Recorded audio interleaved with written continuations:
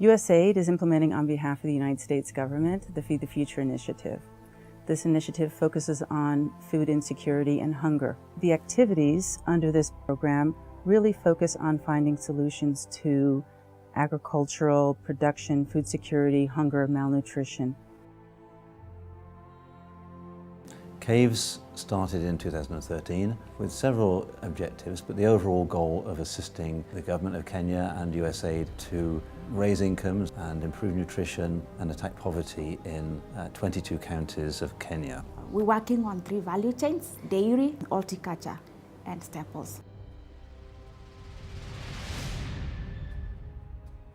What this program did when it comes to dairy was to see how we increase feed availability, and we focused on fodder. Our main intervention has been mainly to increase the yields, milk production per day per cow, by improving on the nutrition. We did a baseline survey. We found that the productivity per cow per day was about 5.5 liters. The biggest challenge was feed shortage because the farmers relied on rain-fed pastures. Dairy farming is not very big in this county, but quite a lot of subsistence milk is found among those small-scale dairy farmers in the villages for household consumption. We worked with farmers to establish improved fodder grasses, like the Rhodes grasses.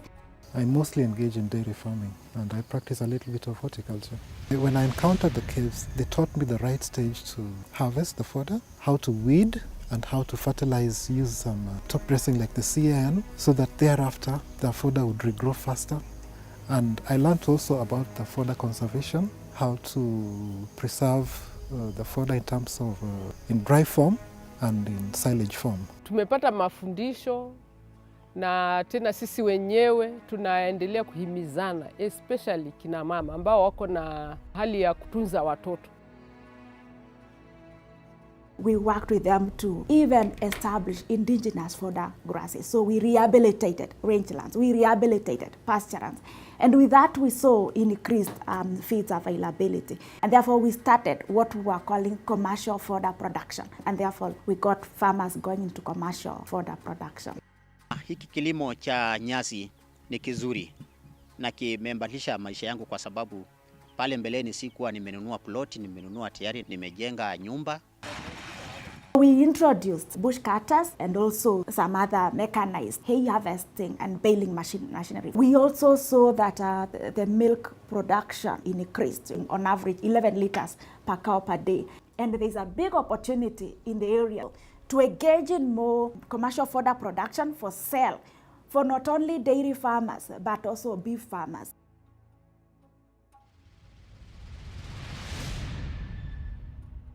One of the interventions that we had is to try and expand export horticulture. Horticulture is the sleeping giant in Kenya, actually.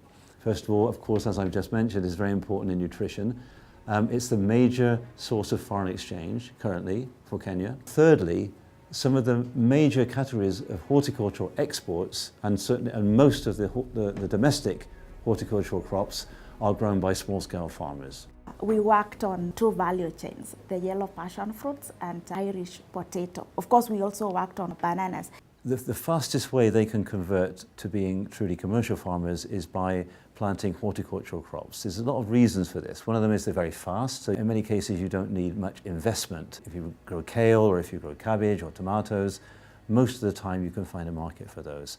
We also introduced, of course, some horticultural crops that have large and growing markets, particularly things like passion fruit. We are looking at it from the point of view of nutrition and at the same time improving the incomes of the small-scale farmers. We introduced the growing of French beans, snow-pea, sugar snap. To date, we have done more than 6,500 acres of land of these particular crops. Tangu nianze hiyo kazi 2008 nimekuwa nikilima mahindi, lakini kuanzia 2015 wasungu walikuja wa USA kaintroduce mmea wa French beans. Hii mishiri sisi tulikuwa tunaisikia tu kama story. Sasa tulianza kulima kidogo kidogo, lakini vile tuliona ukweli ni kwamba mishiri ina pesa kushinda mahindi, tumekuwa tukibadilisha. Our main intervention was the mobilization of farmers, capacity building of farmers involved in this particular program, and invest with export companies, Kenya Fresh and VegPro. Initially, when we came here, most of the farmers did not know what is French beans. Some thought even maybe we harvest leaves. This is where Usaid Kaves comes in to facilitate these trainings. Farmer like Caribbean will need to be taught on how to do that preparation, the farming, hygiene, food safety, and even the compliance to standards.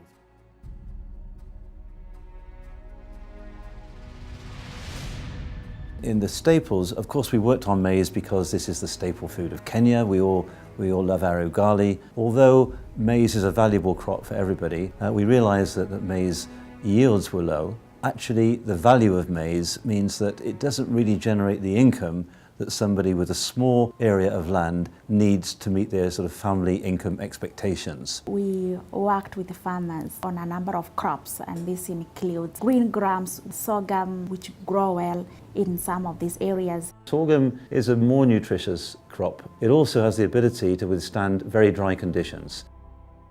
Tuko na kikundi ya zaidi ya watu 500.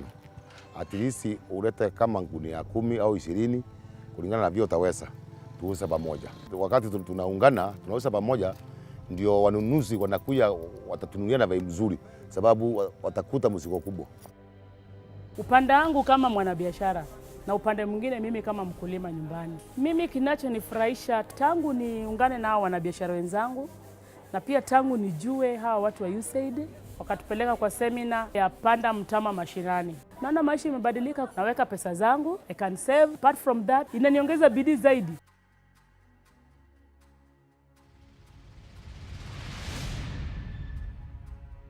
Many rural families are, to some degree at least, not getting the level of nutrition in their diets that they need for optimum development, particularly for children. This has a long-lasting effect. Where children do not grow to their given heights, their brains do not develop to optimal maturity. 42% is contributed by poor environmental and hygiene. Kaves is the first private project implementing agri-nutrition.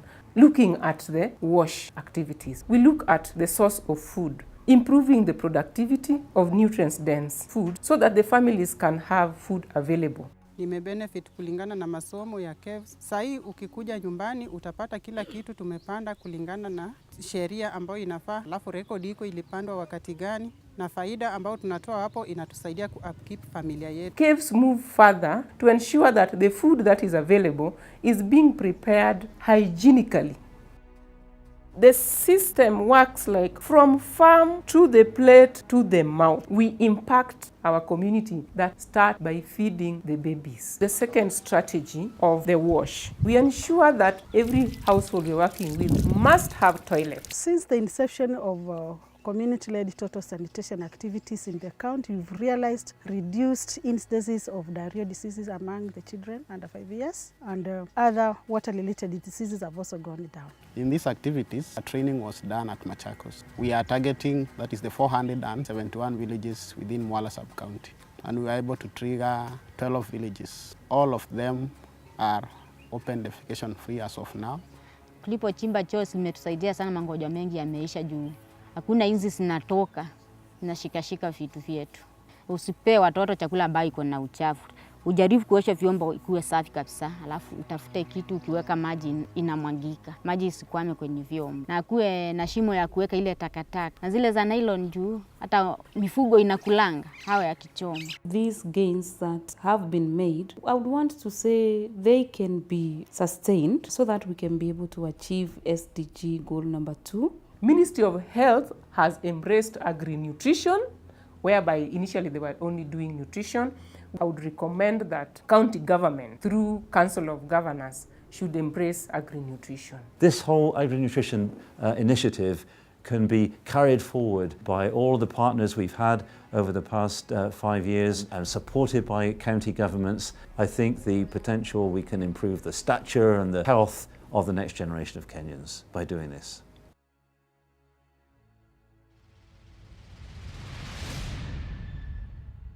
One of the things that we would like to see going forward is the increased adoption to farmers. Farmers need to move away from the idea of relying on rain-fed agriculture to irrigated horticulture. We now have a lot of technologies available. One of them is use of solar water pump that is very effective, low cost in terms of running, and also uses the green energy and therefore very friendly to the environment.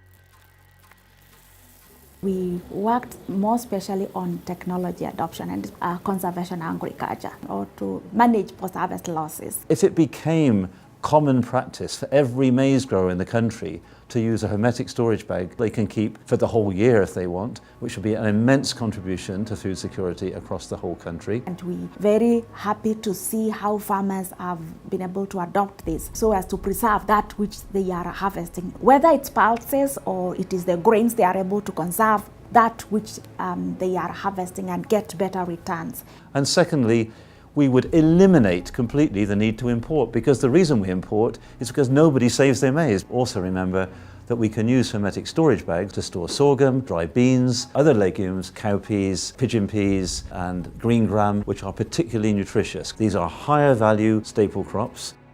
Natoka South Ment, lakini nanunua ndizi kutoka Meru County nikipeleka Mombasa. Wateja ni wengi sana Mombasa. Hata ile ndizi nawapelekea bando itosi. Kwangu hakunanga na sinda ya kusukua ndizi. Hata kama ni tani 30 mimi naweza sukua.